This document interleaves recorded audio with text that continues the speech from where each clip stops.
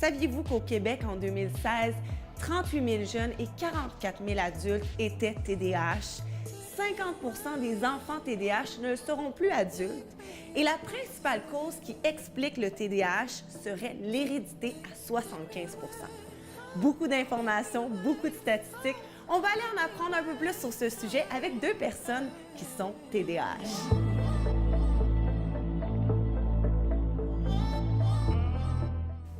Aujourd'hui, pour parler du TDAH, voici mes invités. Martin Turgeon, humoriste, et TDAH, mais sans l'hyperactivité. Bonjour. Exactement. Salut. Merci d'être là. Et Antoine Faulkner, qui a créé la page TDAH sur Facebook. Et tu es TDAH, toi, avec hyperactivité. Ouais, très intense. Merci. Oui. Merci beaucoup à vous deux d'être là.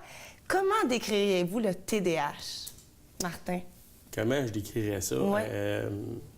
Bien, il y a deux parallèles, deux paradoxes avec le TDAH, c'est que tu n'as pas de focus pantoute, puis tu as l'hyper-focus. OK. Fait que, puis les deux, ce qui est poche, c'est que les deux, le reste du monde, quand tu tombes dans les deux, bien, les deux, le reste du monde n'existe pas. Fait que quand t'as pas de focus, ben tu es parti dans ta tête. Quand t'es tellement concentré, le TDAH va être capable de se concentrer, mais plus que n'importe qui d'autre. Mais il y en a tellement, il devient comme Néo dans Matrice, là. T'sais, il fait comme une symbiose de qu'est-ce qu'il fait, là. Fait que le restant du monde n'existe pas alentour de lui. Il est concentré uniquement sur cette chose-là. Oui. Ouais. Antoine? Je suis très d'accord avec ce qu'il dit. Mais aussi, ça se limite pas juste à ça. Pour moi, admettons, j'ai le TDAH avec hyperactivité. Ouais. Donc, moi, je bouge extrêmement.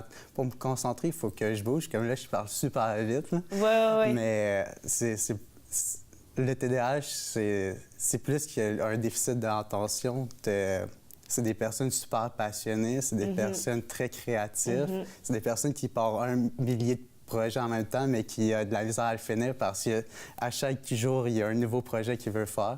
Nouvelle idée. Exactement. Puis est-ce que aussi la difficulté de rester concentré est présente chez les personnes TDAH? Ah ouais. Ben, mais c'est plus sur une longue période qui est difficile de se concentrer. Okay. On peut se concentrer sur une courte période, mais aussitôt que ça dépasse un délai, admettons, surtout dans les cours plates comme la philo, tu vois, t'aimes ça. Ouais, c'est ça. Si le TDAH aime ce qu'il fait, il va le faire toute la journée. Il va tomber en hyperfocus, justement. Ouais, c'est ça. Ah, OK, je comprends. Puis quand il n'aime pas, moi... souvent, je l'explique de même. Dans ma tête, il parlait des idées à terre. Dans ma tête, comment ça fonctionne, c'est si, mettons, je vais partir sur quelque chose, bien, c'est comme, tu sais, des pop-up sur Internet, là. Oui. Bien, c'est comme s'il y en avait, mais à l'infini, ça part, là. Ça n'arrête pas. Puis là, tu te mets à penser à plein de choses. Ben, puis, tu sais, parce que d'une pensée à l'autre, tu sais, ça peut faire comme, mettons, je vais te donner un exemple, mettons, je vais faire... faudrait que... Je sais pas moi, faudrait que je fasse le lavage, par exemple. Attends, je vais faire... Puis là, je vais faire... Là, t'es rendu dehors, dans un magasin, t'es en train de faire du... tu sais même pas qu'est-ce que tu fais là. Tu te dis, je parlais de ça, puis là, je suis rendu ici, mais ça n'a aucun rapport, tu sais. Puis dans votre quotidien, toi, Antoine, quels sont les symptômes que tu as? Moi, c'est de l'impulsivité. Dans le fond, j'ai de la misère que le professeur, admettons, qui pose la question, il faut tout de suite je le coupe, que je le dise avant les autres. Okay. Moi, il faut que je le dise live. Il y a aussi que je bouge beaucoup. Oui. Ça me permet aussi, en quelque sorte, de me concentrer. C'est pas mal ça. Il y a d'autres choses, mais... Oui, qui vient vite comme ça à la tête. Et toi, Martin? Bien, moi, ça m'a aidé aussi, le TDAH, pour vrai. Ouais. Tu vois, dans le métier que je fais, moi, c'est énormément... Antoine en parlait tout à l'heure, la créativité est énorme du TDAH. Puis à un moment donné, moi, ce que j'ai fait, c'est que j'étais allé lire tout ce que je pouvais lire sur le phénomène. Puis j'ai trouvé des trucs. Pas juste, je suis médicamenté, j'ai aucun problème avec ça, mais j'ai trouvé juste des trucs pour améliorer... Parce que, tu sais, le TDAH, moi, je conseille souvent, ceux qui sont, trouve-toi une routine. Parce que du moment que tu sors de ta routine, t'es perdu, t'es parti, c'est sûr que t'oublies tout ce que t'as à faire. Mais si t'as une routine, si tu t'en tiens à ta routine, après ça, c'est niaiseux, mais moi, si disons que j'ai quelque chose qu'il faut que j'amène, en quelque part, si je ne mets pas sur mes souliers, que je sais que je vais les mettre pour sortir, tu vas oublier. C'est ça, je l'oublie. Donc, fait que c'est des trucs de même. Vous trouvez Mais je sais pas pour toi, si on te déroge de ta routine, comment tu te sens? Ah, c'est une bonne Tu question. parlais d'impulsivité tout à l'heure, mais ça, c'est une affaire. Parce que ce que j'ai compris en lisant puis en posant des questions, c'est que l'impulsivité vient du fait que souvent, c'est quand tu essaies de te concentrer sur quelque chose, puis il y a quelque chose qui dérange ta concentration, mais ton cerveau, il a tellement de la misère à se concentrer que tu deviens d'une impulsivité énorme parce que... Fait que moi, des fois, là, tu sais, les gens avaient de la misère, des fois, à gager, à saisir qu'est-ce que je pouvais être parce que je suis quelqu'un de très cérébral dans la vie. Je suis pas émotif pour 2 scènes, mais je suis impulsif. Fait que ça fait pas du tout ensemble. Mais puis... ton impulsivité venait du fait qu'on Ben oui. venait te déranger dans ta concentration, qui était déjà un peu difficile. Écoute, moi, mon ordinateur bug à la maison, là. Je pourrais le pitcher par la fenêtre tellement je suis impulsif. Là. Je pourrais... Tu sais, j'ai défoncé des portes dans ma vie, moi, avec l'impulsivité. Oui, je comprends. Ben, moi aussi, ça joue contrairement à toi, ça joue beaucoup sur mes émotions. OK. J'ai parlé à beaucoup de personnes TDAH, puis ils disent que c'est souvent ça aussi. C'est que dans le fond, quand tu as une émotion, c'est vraiment fort, c'est vraiment à Elle est amplifiée. l'extrême. Là.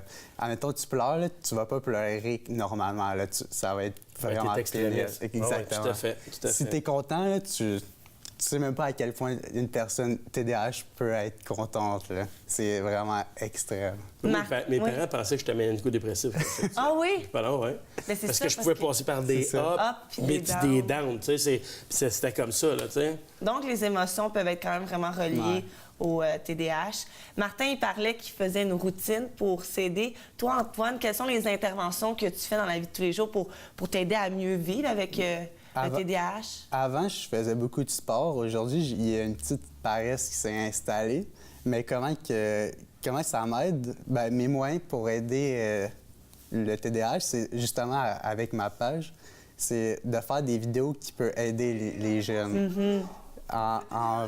En parlant justement de mon quotidien, ça m'aide, on dirait, dans le milieu de la vie. Généralement, on sait vers l'âge de 3-4 ans qu'un enfant est atteint du TDAH. Dans votre cas, vous l'avez su à quel âge, Martin, en premier? Moi, je l'ai su à 40 ans.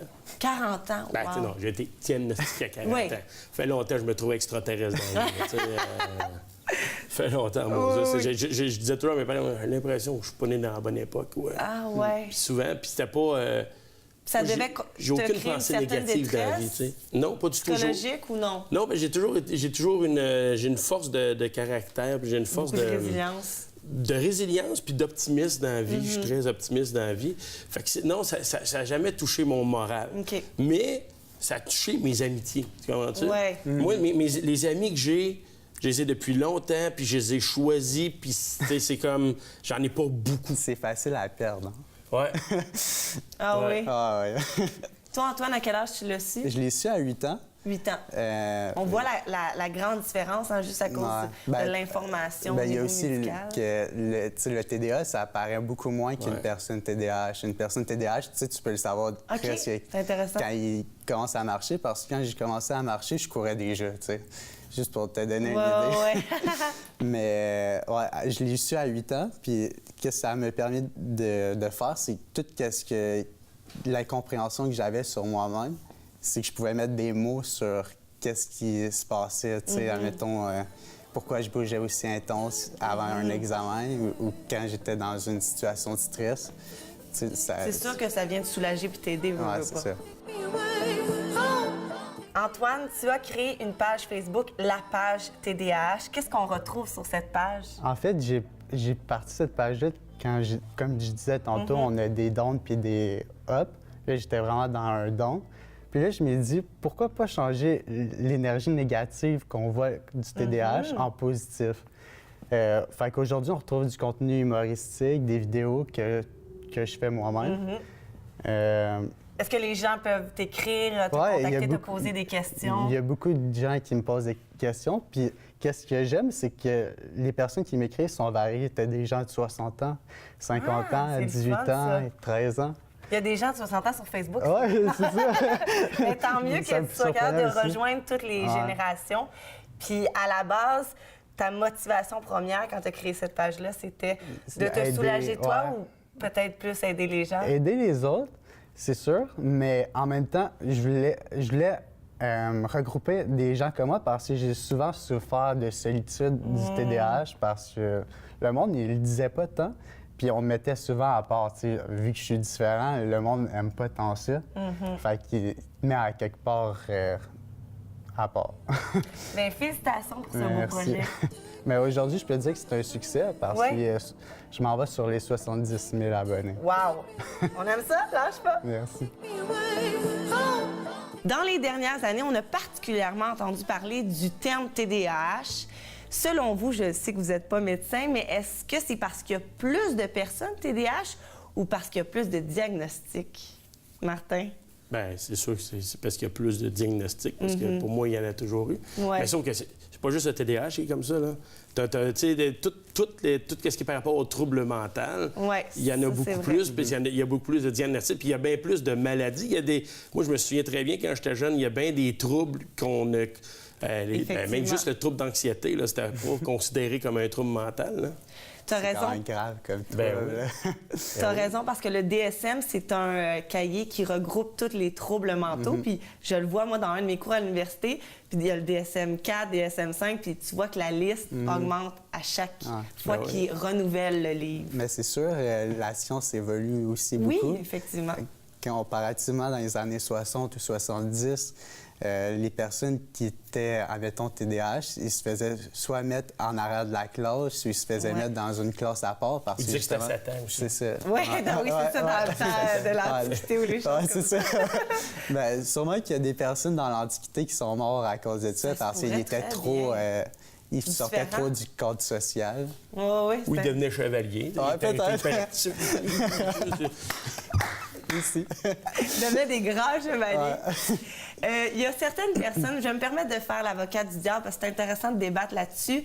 Il y a certaines personnes qui pensent qu'aujourd'hui, les gens ont tendance à dire mon enfant est TDAH pour l'excuser d'avoir des comportements qui vont à l'encontre des règles de la classe. Tu sais, tu disais, des fois, toi, tu avais le goût de pas te chicaner, mais un peu t'opposer à ta prof. Donc, certaines personnes vont dire, bien, il y a des parents qui disent ça pour excuser leur enfant, mais qui n'est peut-être pas réellement TDAH.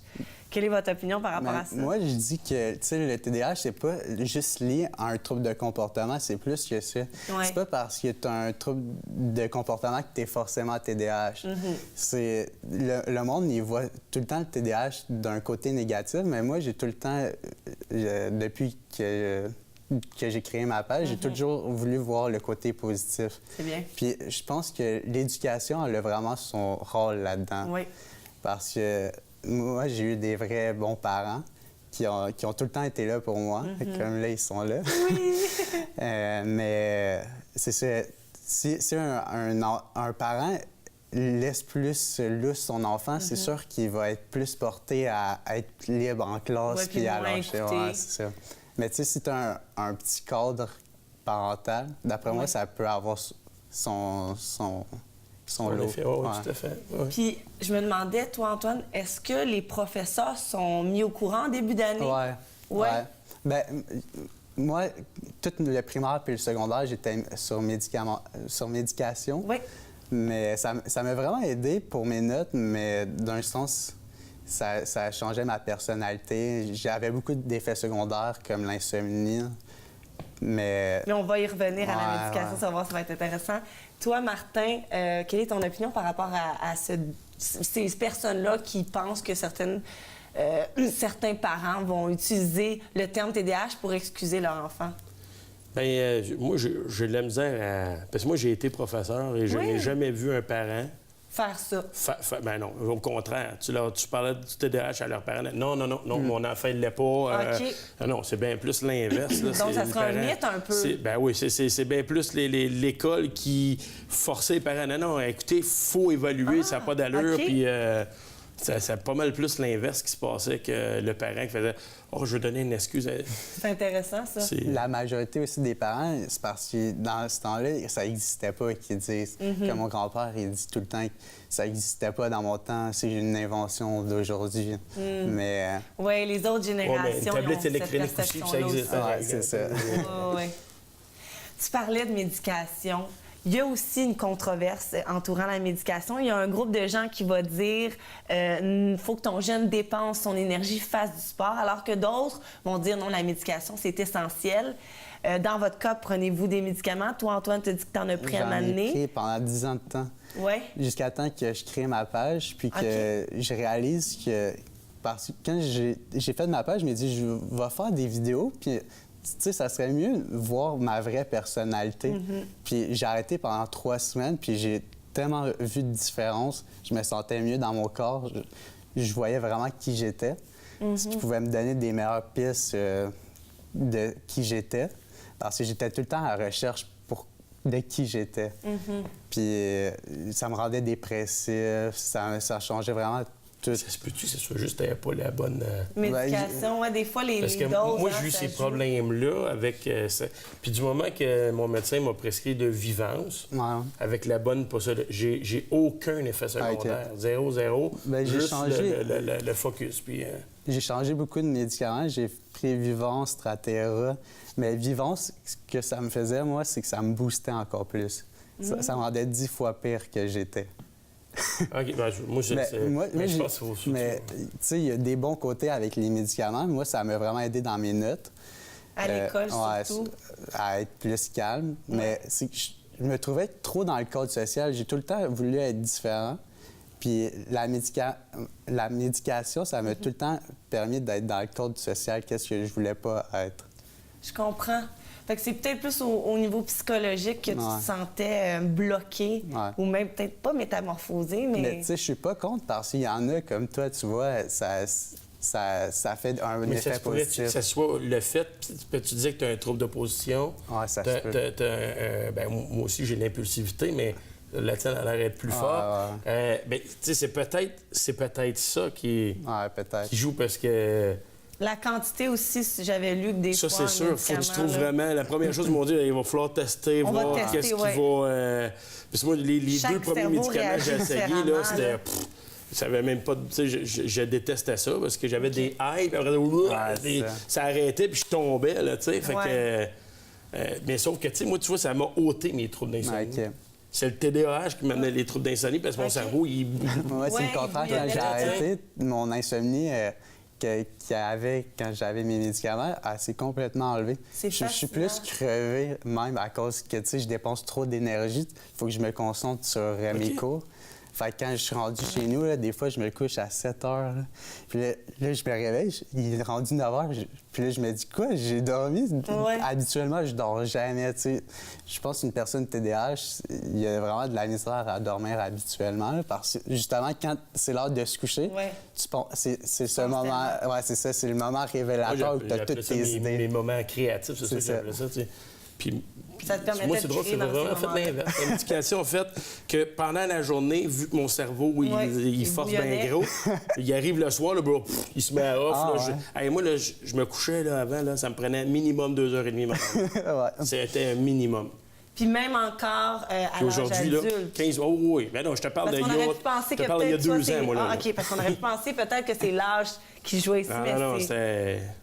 Ça nous démontre que même si le TDAH, vous avez des points en commun, mais vous avez aussi des différences parce que le cerveau réagit différemment.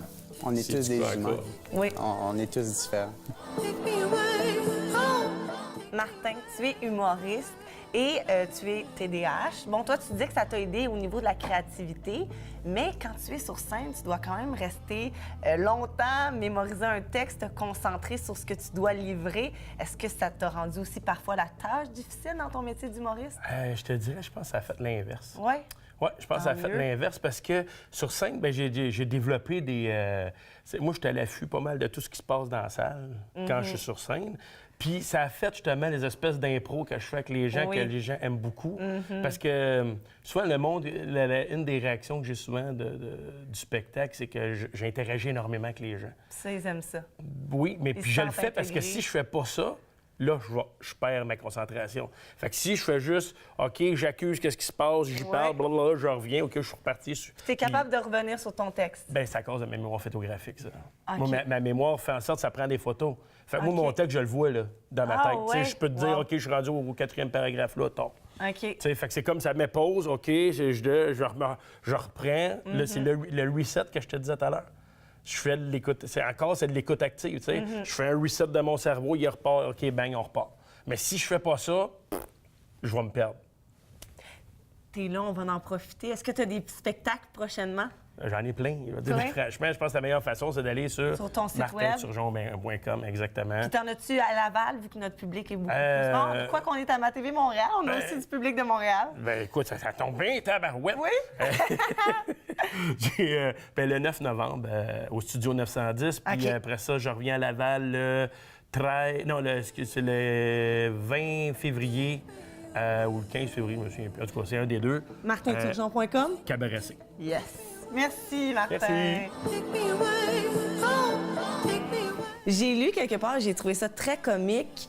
Puis tu l'as un peu dit, hein, que vous créez, bien, toi aussi, autant que vous créez souvent lorsque vous êtes TDAH. Et moi, j'avais lu que les personnes TDAH étaient susceptibles à 300 de se lancer en entreprise. Avez-vous la fibre entrepreneuriale? Bien, je suis allé quand même popper. Moi, c'est sûr que...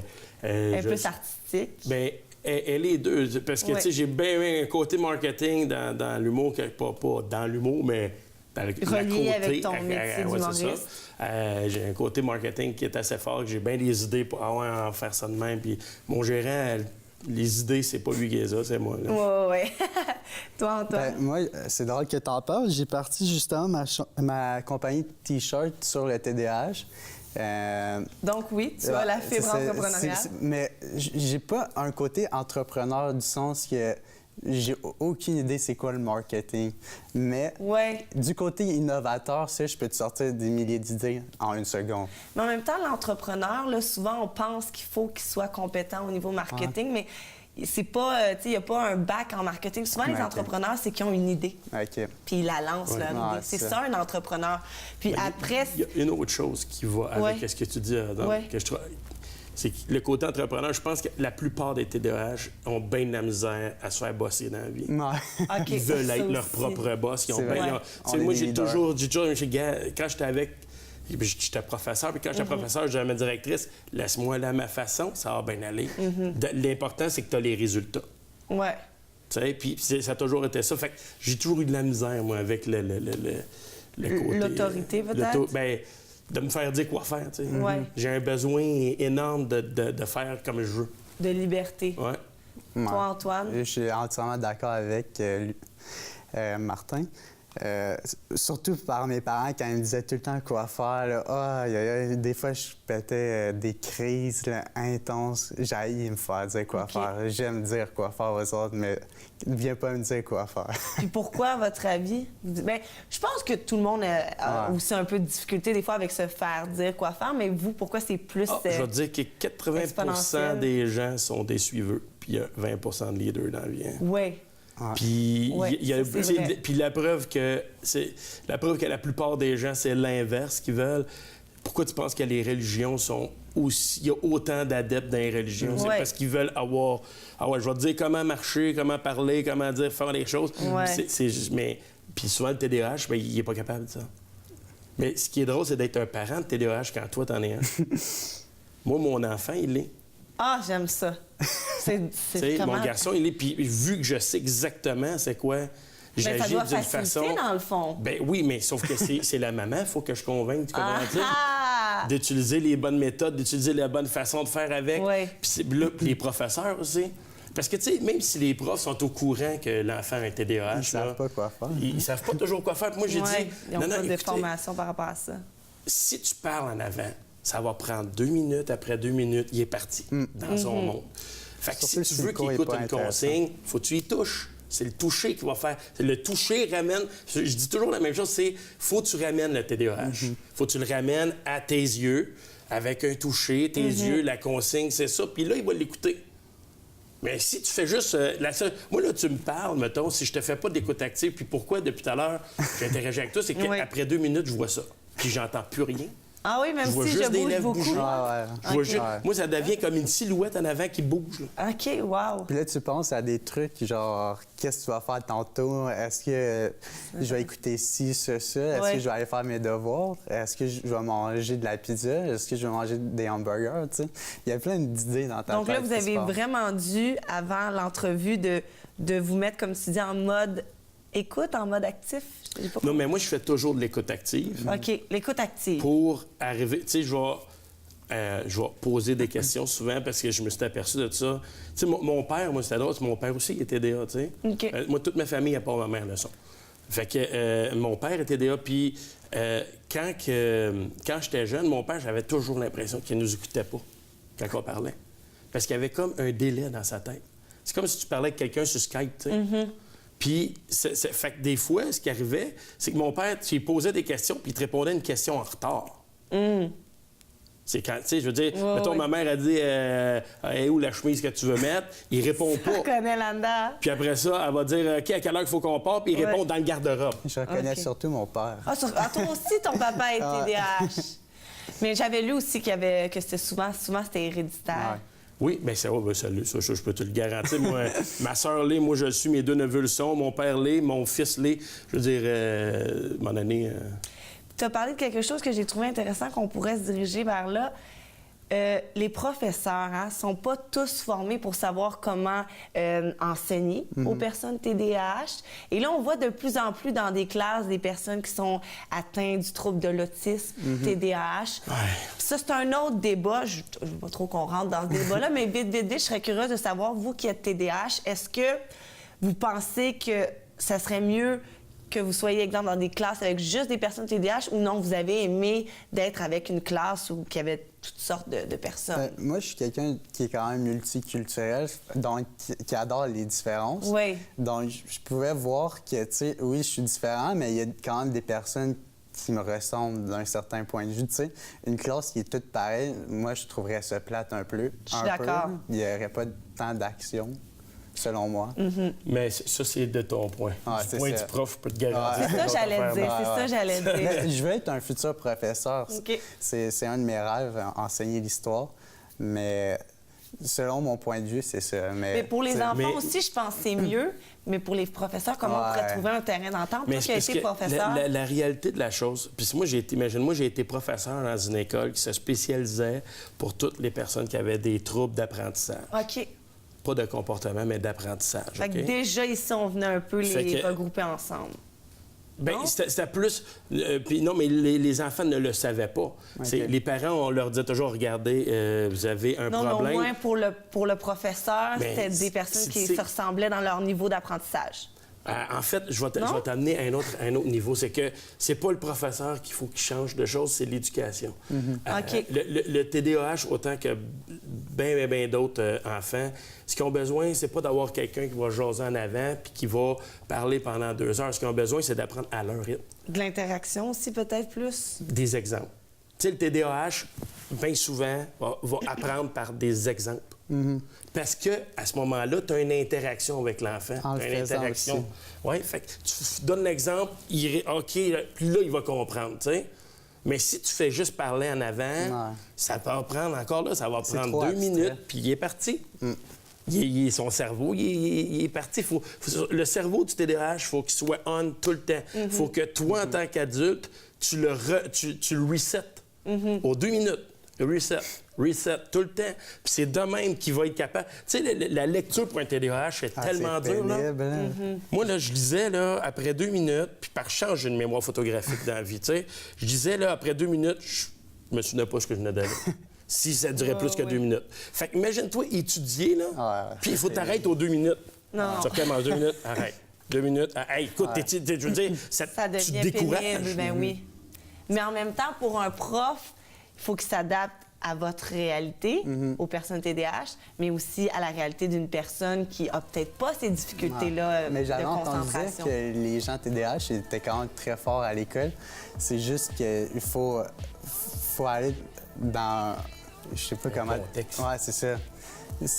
dans le fond, peut-être que lui est bon en maths, mais lui il va être vraiment très bon en maths.